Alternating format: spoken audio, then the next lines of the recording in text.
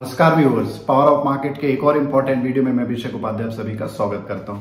दोस्तों, मार्केट के अंदर आज काफी इंपॉर्टेंट इकोनॉमिकल इवेंट्स हैं।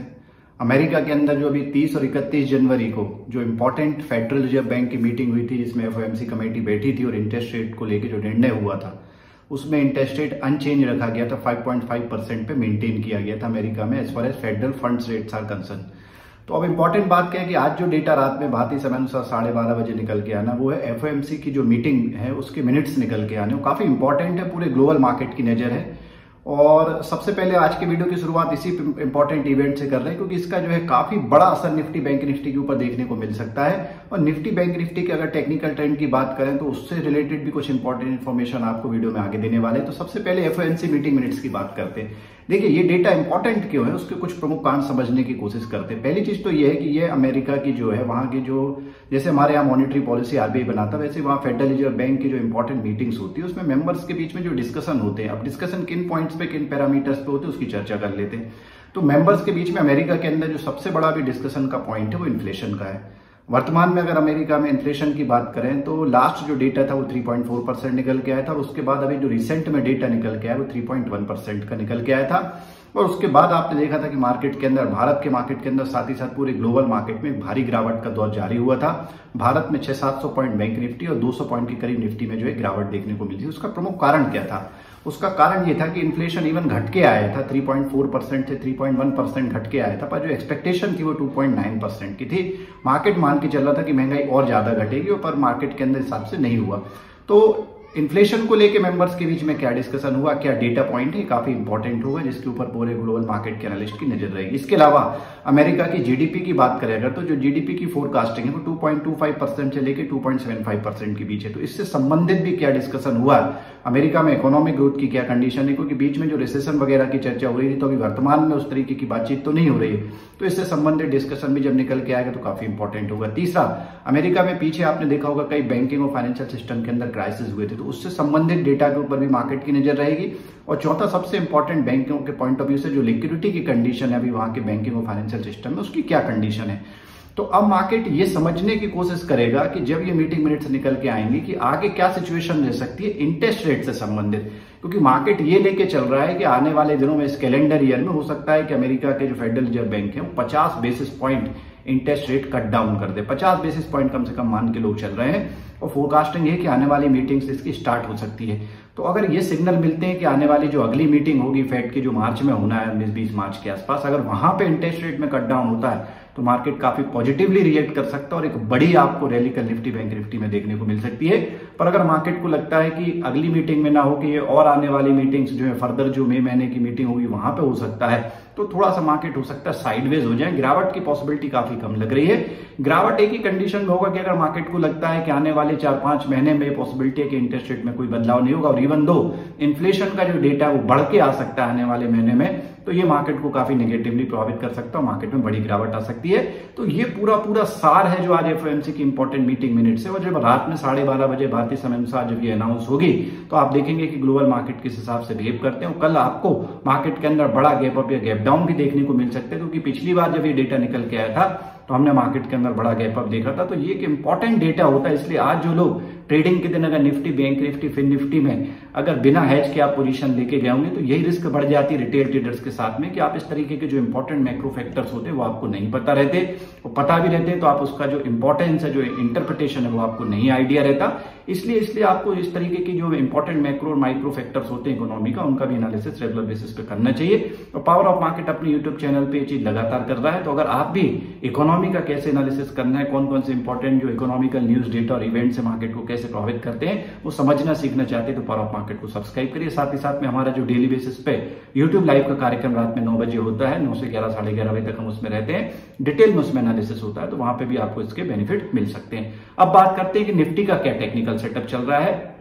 तो सीधे चलते हैं निफ्टी का टेक्निकल सेटअप समझने की, इसके चार्ट्स पे चलते हैं। निफ्टी की अगर बात करें तो देखिए सबसे इंपॉर्टेंट पॉइंट ये कि कल हमने आपको 22,250 का पहला रेजिस्टेंस बताया था। आज का जो हाई है वो 22,249.20 का काफी इंपॉर्टेंटली ये लेवल पे आउट हुए हैं और पूरे दिन आपने देखा कि मार्केट 22,250 के लेवल को क्रॉस नहीं कर पाया। तो कल के लिए भी जो पहला इंपॉर्टेंट रेजिस्टेंस है वो 22,250 का है, दूसरा जो इंपॉर्टेंट रेजिस्टेंस है वो 22,300 का है। वाइल सपोर्ट की अगर बात करें तो 21,950 का पहला सपोर्ट है, 21,750 का इंपॉर्टेंट सपोर्ट है।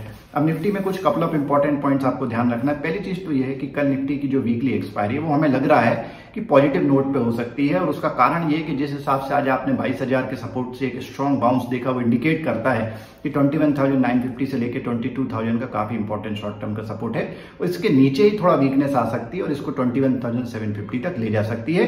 पर जैसे ही ये 22,250 के ऊपर कल ये निकल जाएगा और इवेंट भी प्ले आउट होगा, आने वाले दिनों में आपको 22,300 22,400 तक के लेवल निफ्टी स्पॉट में देखने को मिल सकते हैं। तो वीकली एक्सपायरी से पॉसिबिलिटी लेके considering the impact of that particular event की जो एक्सपायरी है वो पॉजिटिव नोट पे हो सकती है। अब बात करते हैं बैंक निफ्टी की। बैंक निफ्टी का अगर हम टेक्निकल सेटअप देखें तो लॉन्ग टर्म के डेली और वीकली चार्ट पे ट्रेंड काफी पॉजिटिव है। इंट्राडे बेसिस पे भी जो है एक ट्रेंड मजबूत रहा है पर थोड़ा वॉलिटिलिटी देखने को मिली है। शॉर्ट टर्म बेसिस पे भी ट्रेंड पॉजिटिव है।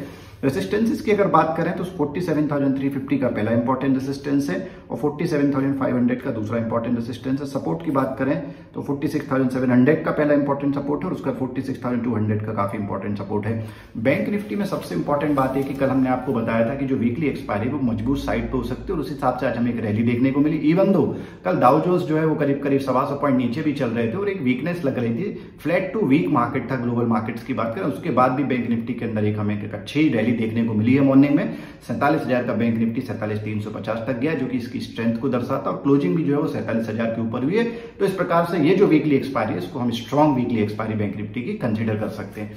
अब बात करते हैं सेक्टोरियल पर्सपेक्टिव की। सेक्टोरियल पर्सपेक्टिव की अगर बात करें तो निफ्टी रियलिटी का जो इंडेक्स है वो कल आपके रडार पे होना चाहिए। इससे संबंधित जो कंपनी है, चाहे डीएलएफ की बात करें, गोदरेज प्रॉपर्टी की बात करें, शोभा डेवलपर्स की बात करें, प्रेस्टीज स्टेट ब्रिगेड जैसी जो टॉप नोच कंपनी जिनके फंडामेंटल अच्छे हैं, चाहे हम ओबेरॉय रियलिटी की बात करें, फिनिक्स लिमिटेड की बात करें, तो ओवरऑल रियल एस्टेट सेक्टर संबंधित कंपनी जो है कल बुलिश साइड पर रह सकती है। इसके अलावा अगर वीकनेस की बात करें तो निफ्टी पीएससी के अंदर, निफ्टी आईटी और निफ्टी एनर्जी के अंदर कल वीकनेस कंटिन्यू रह सकती है। निफ्टी आईटी कल भी हमने आपको रिकमेंड किया था कि हमें लग रहा है कि इसके अंदर थोड़ा प्रॉफिट बुकिंग चल रही है। जिस तरीके से नेस्डैक में कल 200 पॉइंट से ज्यादा की गिरावट हुई थी, इंडिकेट करता है कि अमेरिका के अंदर भी आईटी और उससे रिलेटेड जो टेक्नोलॉजी के शेयर है उसमें बड़ी गिरावट हुई है। उसका असर जो है अभी भारत में कंटिन्यू रह सकता है। अब बात करते हैं ग्लोबल मार्केट की। ग्लोबल मार्केट की अगर बात करें तो ग्लोबल मार्केट टोटली जो है अभी साइडवेज टू फ्लैट चल रहे हैं और जो वेट हो रहा है अमेरिका के मार्केट में वो जो यूएस की जो एफएमसी की मीटिंग मिनट्स निकल के निकालने हैं उसके ऊपर ही मार्केट की नजर है।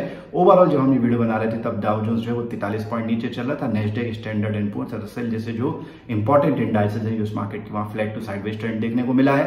यूरोपियन मार्केट की बात करें तो वहां पे भी जरूर जो है गिरावट के संकेत हैं, कुछ जगहों पे जो है रिकवरी भी हुई है। चाहे फिटसी कैको डेक्स की बात करें, कोई क्लियर कट संकेत नहीं। एशियन मार्केट में भी मिले जुले संकेत देखने को मिला है। हाँ, चाइना के स्टॉक मार्केट में रैली कंटिन्यू, चाहे हैंगसेंग की बात करें, संघाई की बात करें, वहां पे जरूर एक स्ट्रॉन्ग इंट्राडे ट्रेंड देखने को मिला है। बट ओवरऑल अदर अगर एशियन मार्केट के इंपॉर्टेंट इंडाइसेस की बात करें तो फ्लैट टू साइडवेज ट्रेडिंग देखने को मिली है, तो कोई क्लियर कट संकेत नहीं है। अब बात करते हैं कि ये जो इंपॉर्टेंट अमेरिका के अंदर डेटा निकल के आना है, इसके बाद में कुछ ऐसे डेटाज हैं क्या जो मार्केट को प्रभावित कर सकते हैं। तो आज ये सबसे इंपॉर्टेंट डेटा। इसके अलावा कल की अगर हम बात करें तो कल जो मार्केट टाइम में चूंकि डेटा निकल के आ रहा है इसलिए हम इसकी बात कर रहे हैं।